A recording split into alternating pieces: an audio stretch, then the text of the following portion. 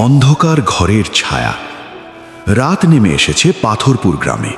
চারদিকে নিস্তব্ধতা, মাঝে মাঝে হালকা বাতাসে গাছের পাতাগুলো কেঁপে ওঠে। দূরের কোনো কুকুর ডেকে ওঠে, তারপর আবার সব চুপ। গ্রামের শেষ প্রান্তে দাঁড়িয়ে আছে একটি পুরনো পরিত্যক্ত বাড়ি। বাড়িটির জানালাগুলো ভাঙা, দরজার রং উঠে গিয়ে কাঠগুলো পচে কালো হয়ে গেছে। বহু বছর ধরে কেউ সেখানে যায় না। স্থানীয় মানুষজন ফিসফিস করে বলে, এই বাড়ির ভেতরে নাকি এমন কিছু আছে যা চোখে দেখা যায় না, কিন্তু উপস্থিতি টের পাওয়া যায়। শহরের এক কৌতূহলী কিশোর রিফাত এই গল্প বহুবার শুনেছে। ছোটবেলা থেকেই সে অজানাকে জানার প্রতি আকৃষ্ট। তার বন্ধুরা যেখানে ভয় পেয়ে গল্প থামিয়ে দেয়, রিফাত সেখানে আরও প্রশ্ন করে। এই বাড়ির গল্প তার কাছে কেবল কল্পনা মনে হতো, যতক্ষণ না সে একদিন গ্রামের এক বৃদ্ধের কাছ থেকে একটি অদ্ভুত কথা শোনে। এই বাড়ির ছায়া নিজের ইচ্ছায় নড়ে, আর যাকে একবার পছন্দ করে তাকে ছাড়ে না। এই কথাটা রিফাতের মনে গভীর দাগ কাটে। সেই রাতেই সে সিদ্ধান্ত নেয় সে নিজে গিয়ে দেখবে আসল সত্যটা কি। ভয় থাকলেও তার ভেতরের সাহস তাকে থামায় না। রাত গভীর হলে, যখন সবাই ঘুমিয়ে পড়ে, তখন রিফাত একা একা বাড়ির দিকে রওনা দেয়। আকাশে চাঁদ নেই, শুধু মেঘে ঢাকা অন্ধকার। প্রতিটি পা ফেলতেই তার মনে হতে থাকে কেউ যেন তার পেছনে হাঁটছে। কয়েকবার সে পেছনে তাকায়, কিন্তু কিছুই দেখতে পায় না। তবুও সেই অদ্ভুত অনুভূতিটা যায় না। বাড়ির সামনে এসে দাঁড়ালে তার বুকের ভেতর ধুকপুক শুরু হয়। দরজাটা আধ খোলা, যেন কেউ তাকে ভেতরে ডাকছে। কিছুক্ষণ থেমে সে দরজার দিকে এগিয়ে যায়। হাত দিয়ে ধীরে দরজাটা ঠেলে ভেতরে ঢুকতেই এক শীতল হাওয়া তার গায়ে লাগে। দরজাটা হঠাৎ করে জোরে বন্ধ হয়ে যায়, ধপ শব্দে। রিফাত চমকে ওঠে। তার মনে হয় সে একবার বের হতে চাইলেও দরজাটা আর খুলবে না। সে পকেট থেকে টর্চ বের করার চেষ্টা করে, কিন্তু সেটি কাজ করে না। ঘরটা সম্পূর্ণ অন্ধকারে ডুবে যায়। ধীরে ধীরে তার চোখ অন্ধকারের সাথে মানিয়ে নিতে শুরু করে। তখনই সে দেয়ালের দিকে তাকিয়ে কিছু অদ্ভুত জিনিস দেখতে পায়। দেয়ালে আঁকা অসংখ্য চিহ্ন, যেগুলো যেন একটির সাথে আরেকটি যুক্ত হয়ে একটি গোলাকার প্যাটার্নই তৈরি করেছে। চিহ্নগুলো স্থির নয়, মনে হচ্ছে সেগুলো ধীরে ধীরে নড়ছে। হঠাৎ করেই একটি শব্দ শোনা যায়, খুব হালকা, যেন কেউ ফিসফিস করে বলছে, তুমি চলে যাও। রিফাত চারদিকে তাকায়। কে, সে জিজ্ঞেস করে, কিন্তু কোনো উত্তর আসে না। কিছুক্ষণ পর আবার সেই একই ফিসফিস শব্দ, এবার আরও কাছ থেকে। এবার শব্দটা তার নাম ধরে ডাকছে।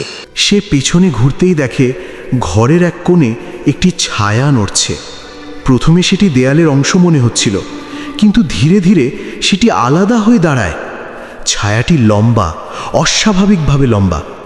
তার কোনো মুখ নেই, কিন্তু তার উপস্থিতি এতটাই প্রবল যে রিফাতের শরীর ঠান্ডা হয়ে যায়। সে পেছাতে শুরু করে, কিন্তু প্রতিটি পা ফেলতেই তার মনে হয় সে আরও গভীরে ঢুকে যাচ্ছে। হঠাৎ করে সে লক্ষ্য করে ঘরের ভেতরে আরও অনেক ছায়া আছে, ছোট বড় বিভিন্ন আকারের। তারা কেউ দেয়ালে লেগে আছে, কেউ মেঝেতে, কেউ আবার সিলিংয়ের কোণায়। রিফাত বুঝতে পারে এই ঘরটা স্বাভাবিক কোনো জায়গা নয়। এখানে ছায়াগুলোই জীবিত, আর তারা নিজেদের মতো করে নড়ে। সবচেয়ে ভয়ঙ্কর বিষয় হলো, একটি ছায়া ধীরে ধীরে তার দিকেই এগিয়ে আসছে। সে দৌড়াতে চায়, কিন্তু হঠাৎ তার পা যেন মাটির সাথে আটকে গেছে। সে নড়তে পারছে না। তার শ্বাস দ্রুত হয়ে আসে, ঘাম তার কপাল বেয়ে নেমে আসে। ছায়াটি তার একেবারে সামনে এসে দাঁড়ায়। এবার সে অনুভব করে তার মাথার ভেতরে কিছু একটা ঢুকে যাচ্ছে। এক ধরনের চিন্তা, ভয়, স্মৃতি সব মিশে যাচ্ছে। সে হঠাৎ করে মনে করতে শুরু করে এমন কিছু যা তার নিজের না, যেন অন্য কারো ভয় তার ভেতরে ঢুকে পড়ছে। তার চোখের সামনে ভেসে ওঠে অদ্ভুত দৃশ্য। এই বাড়িতে বহু বছর আগে কেউ একজন ছিল যে একইভাবে এখানে ঢুকেছিল, আর ধীরে ধীরে তার অস্তিত্ব এই ছায়ার সাথে মিশে গিয়েছিল। সেই ব্যক্তির ভয়, একাকিত্ব এবং হতাশাই এই ছায়াগুলোকে জন্ম দিয়েছে। রিফাত বুঝতে পারে এই ঘর কেবল একটি স্থান নয়, এটি একটি ফাঁদ, যেখানে মানুষের ভয় জমা হয়ে ছায়া তৈরি করে, আর সেই ছায়া নতুন আগন্তুকদের আটকে রাখে। হঠাৎ তার মনে একটি চিন্তা আসে, যদি সে ভয়কে অস্বীকার না করে বরং মেনে নেয়, তাহলে কি কিছু বদলাবে? সে চোখ বন্ধ করে গভীর শ্বাস নেয়। ছায়াটি তার খুব কাছে, প্রায় স্পর্শ করার মতো। কিন্তু এবার রিফাত চিৎকার করে না, পালায় না, বরং ধীরে ধীরে বলে, আমি ভয় পাচ্ছি, কিন্তু আমি পালাবো না। এই কথাটা বলার সাথে সাথে ঘরের পরিবেশ বদলে যেতে শুরু করে। ছায়াগুলো থেমে যায়, ফিসফিস শব্দ বন্ধ হয়ে যায়, দেয়ালের চিহ্নগুলো ধীরে ধীরে মিলিয়ে যেতে থাকে। ছায়াটি এবার আর ভয়ঙ্কর লাগে না, বরং মনে হয় সেটি কেবল একটি প্রতিফলন, রিফাতের নিজের ভয়ের প্রতিচ্ছবি। একটি দরজা হঠাৎ সামনে দেখা দেয়, যা আগে ছিল না। দরজাটি হালকা আলোয় ঘেরা। রিফাত ধীরে ধীরে সেই দরজার দিকে এগিয়ে যায়। এবার তার পা আর ভারী মনে হয় না। সে দরজা খুলে বাইরে বের হয়ে আসে। তাজা বাতাস তার মুখে লাগে। রাত তখনও আছে, কিন্তু আকাশে হালকা আলো ফুটতে শুরু করেছে। সে একবার পেছনে তাকায়। বাড়িটি আগের মতোই দাঁড়িয়ে আছে, নিঃশব্দ, রহস্যময়। কিন্তু এবার রিফাত আর ভয় পায় না।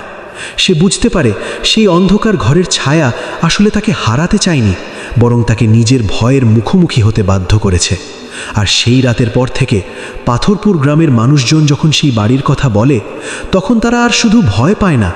কেউ কেউ বলে, যারা সাহস করে নিজের ভয়ের মুখোমুখি হতে পারে, তাদের জন্য সেই অন্ধকার ঘর আর ভয়ঙ্কর থাকে না, বরং এক ধরনের পরীক্ষা হয়ে দাঁড়ায়।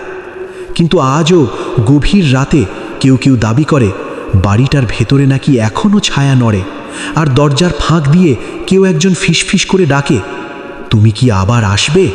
পাথরপুর গ্রামে সেই রাতের পর কেটে গেছে কয়েক সপ্তাহ। রিফাত আগের মতোই স্বাভাবিক জীবনে ফিরে এসেছে, স্কুল, বন্ধু, পড়াশোনা। কিন্তু তার ভেতরে কিছু একটা বদলে গেছে। বাইরে থেকে সে স্বাভাবিক, কিন্তু মাঝে মধ্যে একা থাকলে তার মনে হয় কেউ যেন তাকে পর্যবেক্ষণ করছে।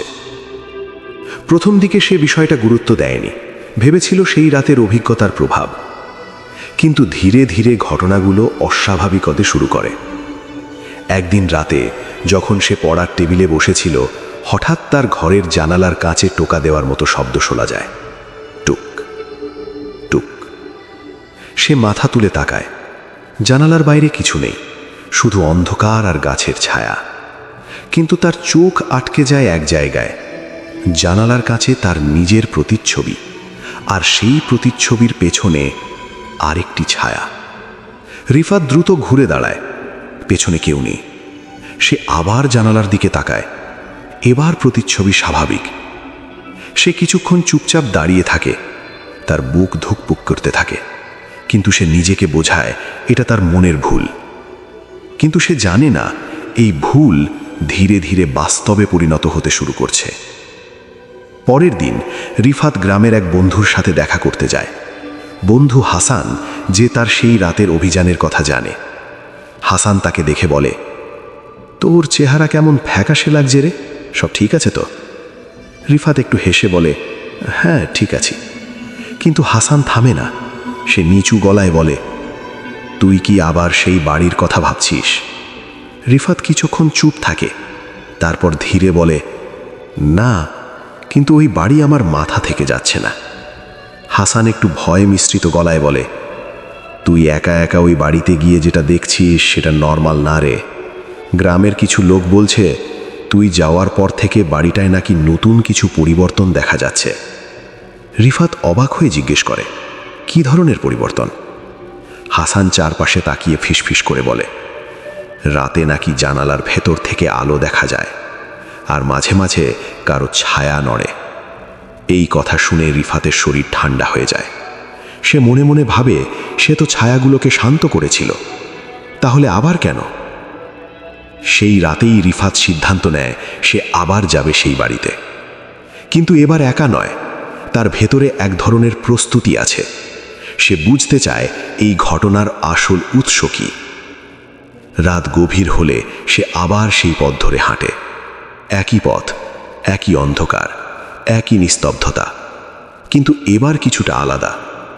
বাড়ির কাছাকাছি পৌঁছতেই সে লক্ষ্য করে বাতাস থেমে গেছে, গাছের পাতা নড়ছে না, চারপাশ যেন নিঃশ্বাস আটকে আছে।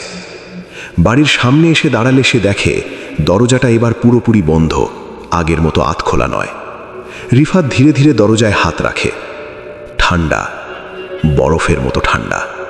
সে ধাক্কা দেয়, দরজা খুলে যায় না। ঠিক তখনই তার পেছন থেকে একটি পরিচিত ফিসফিস শব্দ ভেসে আসে।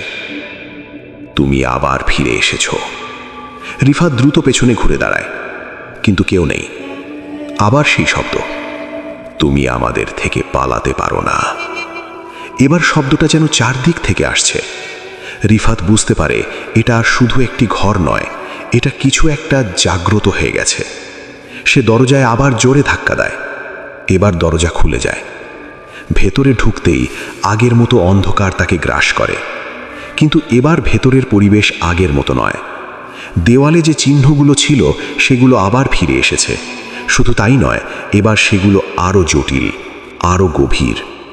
আর সবচেয়ে ভয়ঙ্কর বিষয়, ঘরের মাঝখানে একটি ছায়া দাঁড়িয়ে আছে, স্থির। রিফাত ধীরে এগিয়ে যায়। ছায়াটি এবার নড়ে না, বরং তার দিকে তাকিয়ে আছে। যদি ছায়ার চোখ থাকত। হঠাৎ ছায়াটি কথা বলে, তুমি আমাদের শান্ত করেছিলে, কিন্তু সম্পূর্ণ মুক্ত করনি। রিফাত অবাক হয়ে বলে, তোমরা কে? ছায়াটি ধীরে ধীরে রূপ নেয়। এবার সেটি একটি মানুষের মতো আকার নেয়। মুখ নেই, কিন্তু কণ্ঠস্বর পরিষ্কার। আমরা সেই ভয় যা এখানে জমা হয়েছে বছরের পর বছর। রিফাতের মনে পড়ে যায় আগের অভিজ্ঞতা। সে বলে, তোমরা কি এই বাড়ির আগের মানুষের তৈরি? ছায়াটি উত্তর দেয়, মানুষ ভয় তৈরি করে, আর ভয় থেকে আমরা জন্ম নিই। কিন্তু তুমি যা করেছিলে তা আমাদের ভাঙেনি, শুধু ঘুম পাড়িয়েছে। এই কথায় রিফাত বুঝতে পারে তার আগের সাহস পুরো সমস্যার সমাধান ছিল না। ছায়াটি এবার এগিয়ে আসে। এবার তুমি আমাদের অংশ হয়ে যাবে, অথবা আমাদের শেষ করবে। ঘরের চারপাশে হঠাৎ করে ছায়াগুলো আবার নড়তে শুরু করে। এইবার তারা আগের মতো এলোমেলো নয়, সবগুলো মিলিত হয়ে একটি বিশাল আকার ধারণ করে। রিফাতের মাথায় তীব্র চাপ অনুভূত হয়। তার মনে নানা ভয়ে ঢুকে পড়ে, হারিয়ে যাওয়া, একাকিত্ব, ব্যর্থতা। সে হাঁটু গেড়ে বসে পড়ে। তার শ্বাস দ্রুত হয়ে যায়। তার মনে হয় এইবার সে আর বের হতে পারবে না। কিন্তু হঠাৎ তার নিজের আগের কথাটা মনে পড়ে, আমি ভয় পাচ্ছি, কিন্তু আমি পালাবো না। সে ধীরে ধীরে চোখ বন্ধ করে, নিজের ভেতরের ভয়কে অস্বীকার না করে বরং গ্রহণ করে। তার শ্বাস ধীরে ধীরে স্বাভাবিক হয়। সে দাঁড়িয়ে যায়। এবার সে জোরে বলে, তোমরা ভয় থেকে জন্ম নিয়েছ, কিন্তু ভয় তোমাদের সীমা। ঘরের ছায়াগুলো থমকে যায়। রিফাত আবার বলে, আমি ভয়কে মেনে নিয়েছি, তাই ভয় আর আমাকে নিয়ন্ত্রণ করতে পারবে না। এই কথার সাথে সাথে ঘরের দেওয়ালের চিহ্নগুলো ভেঙে যেতে শুরু করে। ছায়াগুলো কাঁপতে থাকে। মাঝখানের বড় ছায়াটি চিৎকার করে ওঠে, একটি শব্দহীন আর্তনাদ।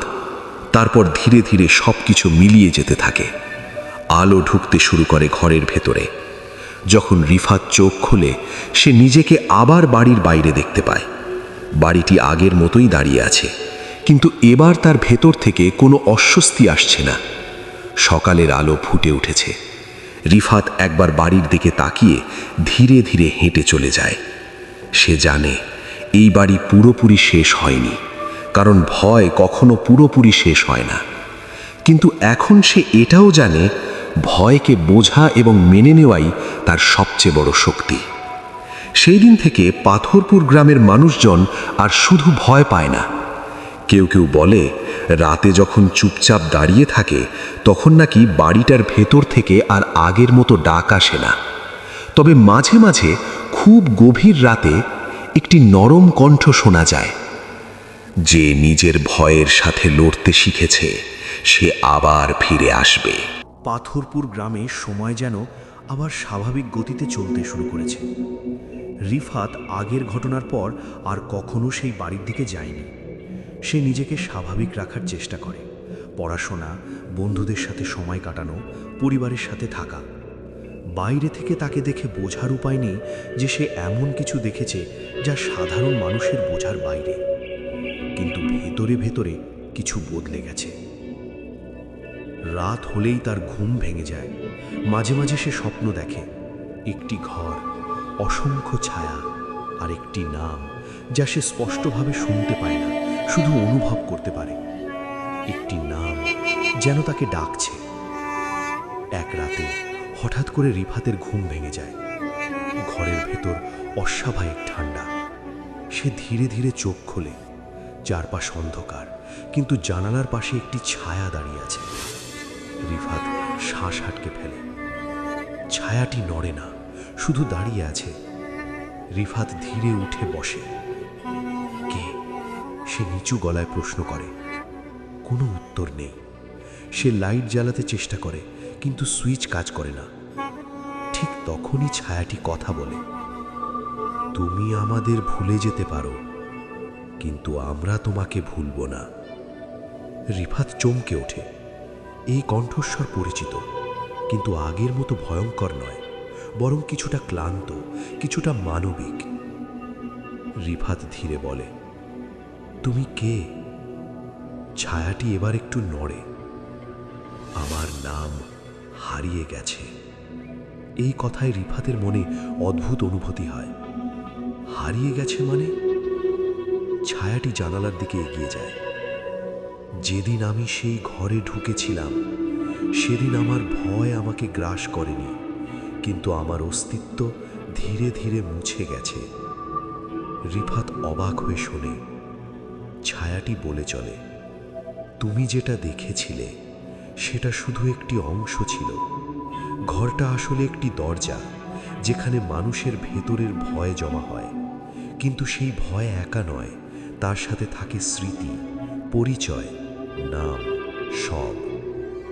রিফাত ধীরে ধীরে বুঝতে শুরু করে, এই ঘটনা শুধু অতিপ্রাকৃত নয়, বরং কিছুটা অস্তিত্ব সম্পর্কিত। সে জিজ্ঞেস করে, তাহলে তুমি এখন কি? ছায়াটি থামে। আমি সেই মানুষ যে একসময় ছিলাম, কিন্তু এখন আমি শুধু একটি ছায়া, একটি স্মৃতি। হঠাৎ ঘরের বাতাস ভারী হয়ে ওঠে। ছায়াটি আবার বলে, তুমি আমাদের শান্ত করেছ, কিন্তু কিছু একটা এখনো জেগে আছে। রিফাত জিজ্ঞেস করে, কি জেগে আছে? ছায়াটি ধীরে ঘুরে দাঁড়ায়। ঘরের মূলটা। এই কথার সাথে সাথে জানালার কাছে একটি প্রতিফলন দেখা যায়। রিফাত তাকায়, কিন্তু এবার তার নিজের প্রতিচ্ছবি নেই। তার বদলে দেখা যাচ্ছে সেই পুরনো বাড়ি। ভেতরে আলো জ্বলছে, আরেকটি দরজা খোলা। পরদিন রিফাত হাসানের সাথে দেখা করে। হাসান তাকে দেখে বলে, তুই আবার কেমন অদ্ভুত হয়ে গেছিস, কিছু হয়েছে? রিফাত কিছুক্ষণ চুপ থেকে বলে, আমি আবার সেই বাড়ির সাথে যুক্ত হচ্ছি। হাসান ভয় পেয়ে যায়। মানে? রিফাত শান্ত গলায় বলে, ওটা শুধু একটি জায়গা না, ওটা একটা সিস্টেম, একটা চক্র। হাসান বুঝতে পারে না। রিফাত বলে, যে ছায়াগুলো আমরা দেখি তারা আসলে শেষ না হওয়া গল্প, আর আমি মনে হয় সেই গল্পের একটা অংশ হয়ে গেছি। সেই রাতেই রিফাত আবার বাড়ির দিকে রওনা দেয়। এবার তার ভেতরে ভয় নেই, আছে অদ্ভুত এক টান, যেন কেউ তাকে ডাকছে। বাড়ির কাছে পৌঁছতেই সে দেখতে পায় দরজাটা এবার সম্পূর্ণ খোলা। ভেতর থেকে হালকা আলো বেরোচ্ছে। রিফাত ধীরে ধীরে ভেতরে ঢুকে পড়ে। ভেতরের পরিবেশ বদলে গেছে। আগের মতো অন্ধকার নয়, বরং ঘরের ভেতরে অসংখ্য স্তর আছে। প্রতিটি স্তরে আলাদা আলাদা ছায়া, আলাদা আলাদা স্মৃতি। সে হাঁটতে শুরু করে। প্রতিটি পদক্ষেপে তার সামনে নতুন দৃশ্য ভেসে ওঠে। কেউ কাঁদছে, কেউ হাসছে, কেউ একা বসে আছে, কেউ কাউকে খুঁজছে।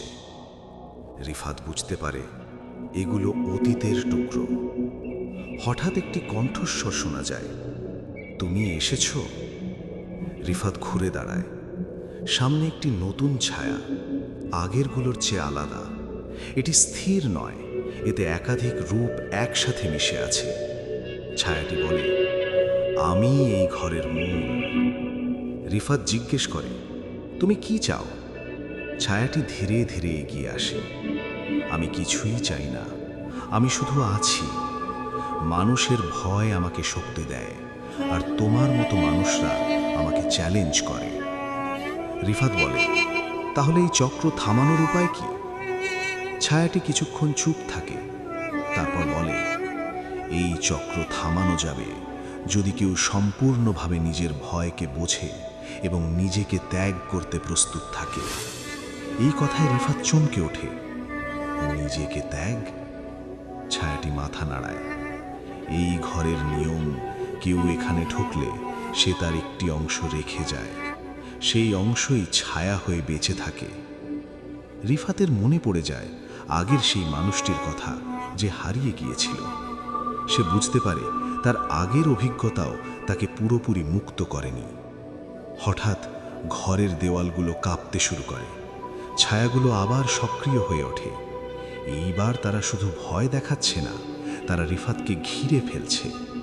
ছায়াটি বলে, তুমি যদি এই চক্র ভাঙতে চাও, তোমাকে সিদ্ধান্ত নিতে হবে তুমি কি রাখতে চাও আর কি ছেড়ে দিতে চাও। রিফাত চোখ বন্ধ করে। তার মনে ভেসে ওঠে তার পরিবার, তার জীবন, তার স্মৃতি, আর সাথে আসে ভয়, হারানোর ভয়, অজানার ভয়। সে গভীরভাবে শ্বাস নেয়, তারপর বলে, আমি ভয়কে মেনে নিয়েছি, কিন্তু আমি নিজেকে হারাবো না। এই কথার সাথে সাথে ঘরের ভেতরে তীব্র আলো ছড়িয়ে পড়ে। ছায়াগুলো চিৎকার করতে থাকে। ছায়ার মূল রূপটি কাঁপতে শুরু করে। না, তুমি বুঝতে পারছো না, এই চক্র ভাঙা মানে আমাদের শেষ নয়, এটা মানে নতুন কিছু শুরু। রিফাত ধীরে বলে, তাহলে শুরু হোক। আলো আরও তীব্র হয়ে ওঠে। ছায়াগুলো ধীরে ধীরে মিলিয়ে যেতে থাকে। ঘরের দেওয়াল ভেঙে যায়, কিন্তু কোনো ধ্বংস নয়, বরং মুক্তি। রিফাত চোখ বন্ধ করে। যখন সে আবার চোখ খোলে, সে নিজেকে বাড়ির বাইরে দেখতে পায়। এইবার বাড়িটা আগের মতো নেই, এটি আগের চেয়ে অনেক শান্ত। জানালাগুলো ভাঙা নয়, দরজাটাও আধ খোলা নয়। রিফাত একবার তাকিয়ে চলে যায়। তার মনে হয় কিছু একটা শেষ হয়েছে, কিন্তু একই সাথে কিছু একটা শুরু হয়েছে। সেই রাতের পর পাথরপুর গ্রামের মানুষজন লক্ষ্য করে যে বাড়িটার চারপাশে আর আগের মতো অস্বস্তি নেই। তবে মাঝে মাঝে খুব নির্জন রাতে কেউ কেউ দাবি করে তারা একটি কণ্ঠস্বর শুনতে পায়। না ভয় দেখানোর, না ডাক দেওয়ার, বরং এক ধরনের নরম, শান্ত প্রশ্ন, তুমি কি নিজের ভেতরের ছায়াকে চিনতে পেরেছ? পাথরপুর গ্রামে সময় আবার নিজের স্বাভাবিক ছন্দে ফিরে এসেছে। সেই পুরনো বাড়িটি এখন আর আগের মতো অস্বস্তি ছড়ায় না। গ্রামের মানুষজন এখনো দূর থেকে সেটাকে দেখে, কিন্তু ভয়টা যেন ধীরে ধীরে কৌতূহলে রূপ নিয়েছে। কেউ কেউ বলে বাড়িটা এখন শান্ত, আবার কেউ বলে ওটা কখনোই পুরোপুরি শান্ত হয় না। রিফাত সেই ঘটনার পর কিছুদিন নিজেকে গুটিয়ে রাখে। সে আগের মতোই স্কুলে যায়, বন্ধুদের সাথে কথা বলে, কিন্তু তার ভেতরে একটা পরিবর্তন স্থায়ী হয়ে গেছে। সে আর অজানাকে ভয় পায় না, কিন্তু অজানার প্রতি তার কৌতূহলও আর আগের মতো নেই। এখন সে বোঝে সব কিছু জানার দরকার নেই, কিছু কিছু জিনিস বোঝাই যথেষ্ট। এক সন্ধ্যায় রিফাত একা বসে আকাশের দিকে তাকিয়েছিল। হঠাৎ তার মনে হয় কেউ তার পাশে বসে আছে। সে ঘুরে তাকায়, কেউ নেই, কিন্তু সে অনুভব করতে পারে একটি উপস্থিতি, নরম, শান্ত, পরিচিত। ঠিক তখনই একটি কণ্ঠস্বর ভেসে আসে, তুমি শেষ পর্যন্ত টিকে গেছ। রিফাত চুপচাপ বলে, তুমি আবার? ছায়াটি এবার ধীরে ধীরে দৃশ্যমান হয়। এটি সেই একই ছায়া যা আগেও তার সাথে কথা বলেছিল, কিন্তু এবার তার রূপ আরও স্পষ্ট, আরও স্থির। আমি কখনোই পুরোপুরি হারাইনি, ছায়াটি বলে, আমি শুধু অপেক্ষা করছিলাম। রিফাত জিজ্ঞেস করে, কিসের জন্য? ছায়াটি কিছুক্ষণ চুপ থেকে বলে, সত্য বোঝার জন্য। রিফাত এবার সিরিয়াস হয়ে যায়, তাহলে বলো, এই বাড়ি আসলে কি? ছায়াটি ধীরে ধীরে আকাশের দিকে তাকায়। এই বাড়ি কোনো অভিশাপ না, কোনো ভূতের বাসাও না, এটা একটি আয়না। রিফাত অবাক হয়, আয়না? ছায়াটি বলে, মানুষ তার ভেতরের ভয়, দুঃখ, একাকিত্ব সব কিছু এখানে রেখে যায়। এই বাড়ি সেই অনুভূতিগুলোকে ধারণ করে, সময়ের সাথে সেগুলো জমতে জমতে একটি সত্তা তৈরি করে। রিফাত ধীরে ধীরে বুঝতে শুরু করে, তাহলে ছায়াগুলো? ছায়াটি মাথা নাড়ায়। ছায়াগুলো কোনো আত্মা না, ওগুলো মানুষেরই অংশ, যেগুলো তারা নিজেরাই স্বীকার করতে চায় না। এই কথাটা রিফাতের মনে গভীরভাবে নাড়া দেয়। হঠাৎ চারপাশের পরিবেশ বদলে যায়, রাত গাঢ় হয়ে ওঠে। রিফাত নিজেকে আবার সেই বাড়ির সামনে দাঁড়িয়ে থাকতে দেখে, কিন্তু এবার সে একা নয়, তার সামনে অনেক মানুষ দাঁড়িয়ে আছে। গ্রামের মানুষ, অচেনা মুখ, পুরনো স্মৃতি, তাদের চোখে ভয়, কৌতূহল, দুঃখ। ছায়াটি বলে, এই চক্র কখনোই একাজনের জন্য না, এটি সবার জন্য। তুমি কেবল একটি অংশ। রিফাত জিজ্ঞেস করে, তাহলে আমি কেন নির্বাচিত হলাম? ছায়াটি হালকা হেসে বলে, কারণ তুমি ভয়কে অস্বীকার করনি। এই কথায় রিফাত চুপ হয়ে যায়। হঠাৎ একটি দৃশ্য ভেসে ওঠে। একটি দরজা, অন্ধকার ঘর এবং একটি নতুন কিশোর দ্বিধায় দাঁড়িয়ে আছে। ছায়াটি বলে, চক্র চলতেই থাকবে, কেউ না কেউ আসবে, প্রশ্ন করবে, ভয় পাবে, আবার কেউ সাহস করবে এবং পরিবর্তন ঘটাবে। রিফাত বুঝতে পারে এই গল্পের কোনো স্থায়ী শেষ নেই, এটি একটি ধারাবাহিকতা। রিফাত ধীরে বলে, তাহলে আমি কি ছিলাম এখানে? ছায়াটি উত্তর দেয়, তুমি ছিলে সেই ব্যক্তি যে ভয়কে প্রথমবার থামতে শিখিয়েছে। রিফাত কিছুক্ষণ নীরব থাকে, তারপর বলে, আমি কি আর কখনোই বাড়িতে ঢুকব? ছায়াটি কিছুক্ষণ চুপ থেকে বলে, যদি প্রয়োজন হয় তুমি ঢুকবে, কিন্তু এবার তুমি হারানোর জন্য নয়, বোঝার জন্য ঢুকবে। হঠাৎ চারপাশের দৃশ্য আবার বদলে যায়। বাড়িটি ধীরে ধীরে মিলিয়ে যেতে শুরু করে। ছায়াটি শেষবারের মতো বলে, মনে রেখো, ছায়া কখনো শত্রু নয়, ছায়া শুধু সেই অংশ যেটা আলোকে বোঝাতে সাহায্য করে। রিফাত চোখ খুলে আবার নিজের গ্রামের রাস্তায় দাঁড়িয়ে থাকে। সকালের আলো ফুটে উঠছে, বাড়িটি দূরে দেখা যাচ্ছে, শান্ত, নিঃশব্দ, সাধারণ। কোনো ভয় নেই, কোনো ডাক নেই, শুধু বাস্তবতা। দিনগুলো আবার চলতে শুরু করে। রিফাত তার জীবনে এগিয়ে যায়, কিন্তু মাঝে মাঝে খুব নিরিবিলি মুহূর্তে সে অনুভব করে তার ভেতরে এক ধরনের নীরব শক্তি আছে, যেটা তাকে মনে করিয়ে দেয় সে ভয়কে হারায়নি, সে ভয়কে বুঝেছে। পাথরপুর গ্রামের মানুষজন আজও সেই বাড়ির কথা বলে। কেউ বলে সেখানে কিছু নেই, কেউ বলে সেখানে এখনও কিছু আছে। কিন্তু যারা গভীরভাবে অনুভব করে তারা জানে সেই বাড়ি আসলে তাদের নিজেদের ভেতরেরই প্রতিফলন। আর কোনো কোনো রাতে যখন বাতাস থেমে যায়, চারপাশ নিস্তব্ধ হয়ে আসে, তখন খুব হালকা করে একটি প্রশ্ন ভেসে আসে, তুমি কি তোমার ছায়াকে চিনতে পেরেছো?